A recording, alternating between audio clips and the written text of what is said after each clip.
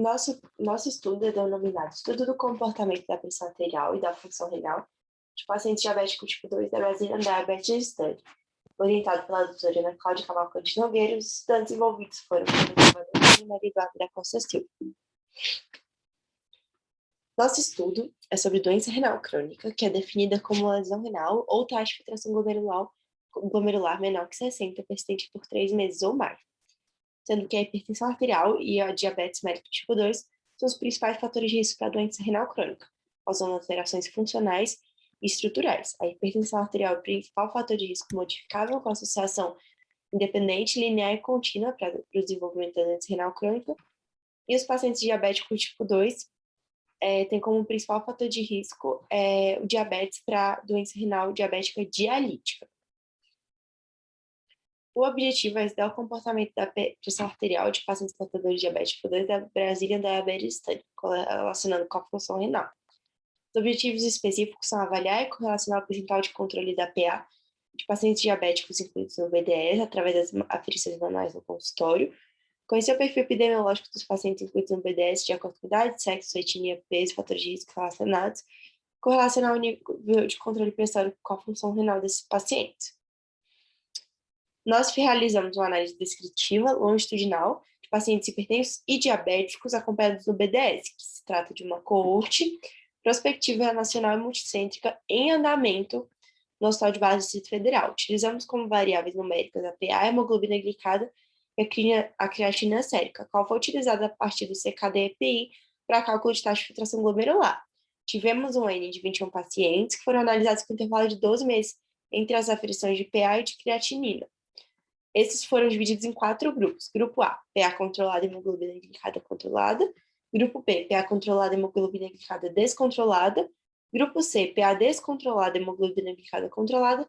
E grupo D, PA descontrolada, hemoglobina glicada descontrolada.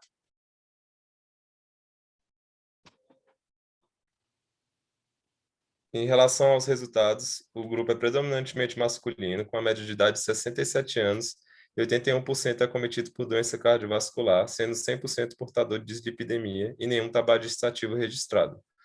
O número de antihipertensivos médios é de 3,33 medicamentos. Já em relação à taxa de filtração glomerular, a média foi de 63,87 no segmento 0 e 59,98 no segmento 12, sendo constatada uma doença renal crônica em 38,1% dos pacientes analisados. Os grupos A e C apresentaram uma queda média dessa TFG de 10,3% e 13%, respectivamente, enquanto o grupo B apresentou um aumento de 2,5% e o grupo D um aumento de 37%. Quando se aplicou os testes Tuck, um teste estatístico, verificou que apenas as comparações entre os grupos A e D e C e D apresentavam relevância significativa estatística. Logo, como conclusão, a gente tirou que o estudo não refletiu os principais achados da literatura, já que aqueles que não obtiveram controle da pressão arterial e da hemoglobina glicada apresentaram uma melhora mais significativa da taxa de filtração glomerular, enquanto aqueles que mantiveram os parâmetros dentro da meta tiveram uma piora dessa função renal.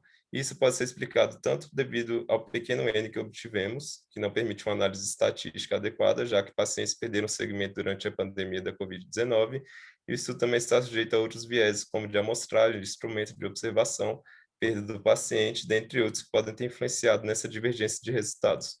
Logo, são necessários novos estudos com amostras maiores e que evitem esses vieses e fatores de confusão que essa análise está sujeita.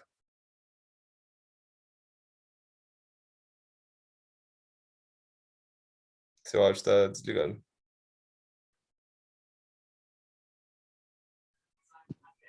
Nós agradecemos pela atenção e aqui se encerra a gravação.